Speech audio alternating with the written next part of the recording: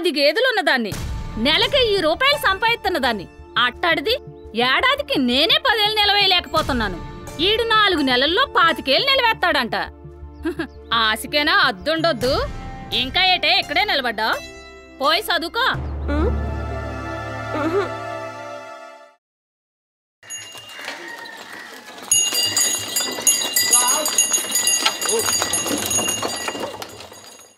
ఏంట్రా అబ్బులు 4 రోజుల నుంచి ఆపడతలేదేంటి?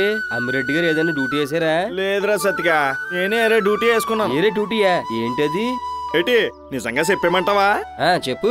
ముందు నన్ను క్షమించానంటేనే ఆ సంగతి చెప్తా. నేను క్షమించడం ఏంట్రా?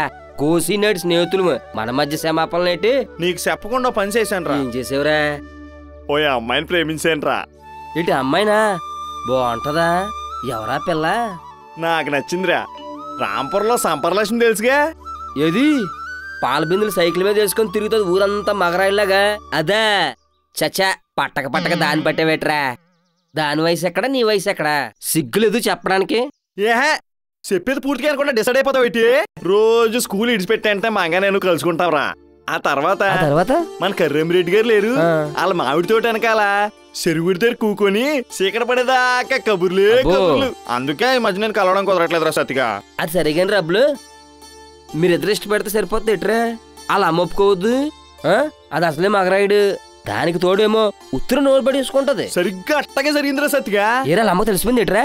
నేనే చెప్పేసా, మంగా నేను ప్రేమించుకుంటున్నాము, పెళ్లి చేసుకుంటామని చెప్పేసా. ఏరా ఒప్పుకుందా? ఒప్పుకోవడమా?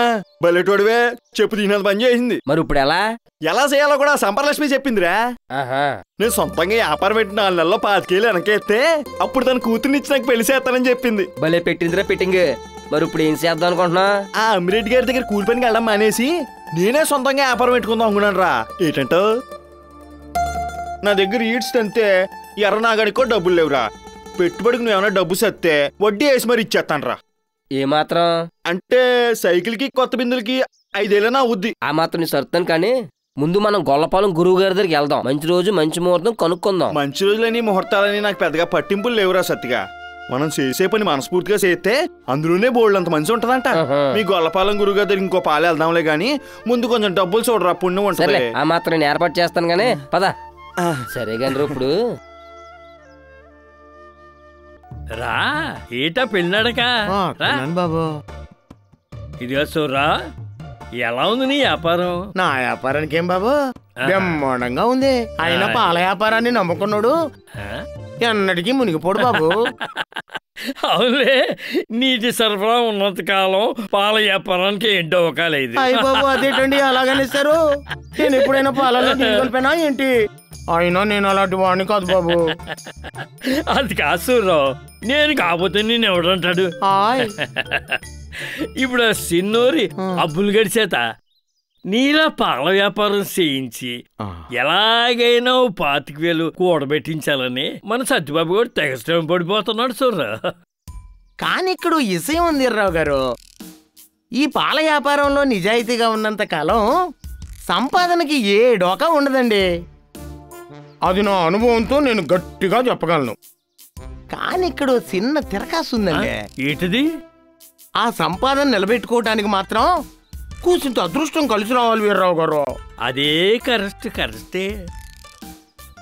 పాపం అదే ఉద్దేశంతో మన సత్యబాబు గారు ఈ సిన్నోరబ్బులు గారిని తనకు తెలిసిన గురువు గారికి పరిచయం చేశాడు.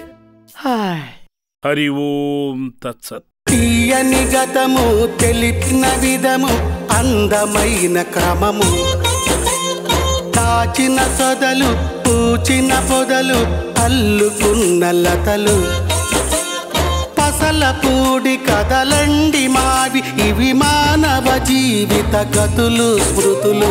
ఎన్నో రకాల సమ్మేళనాల అందించే షడ్రుచులు, తీయని గతము తెలిపిన విధము అందమైన క్రమము, దాచిన సొదలు పూచిన పొదలు అల్లుకున్న పసల పూడి కథలండి, ఈ కథలు కదలండి, మీరు సరసలు వదలండి, మై మరపులిక మొదలండి.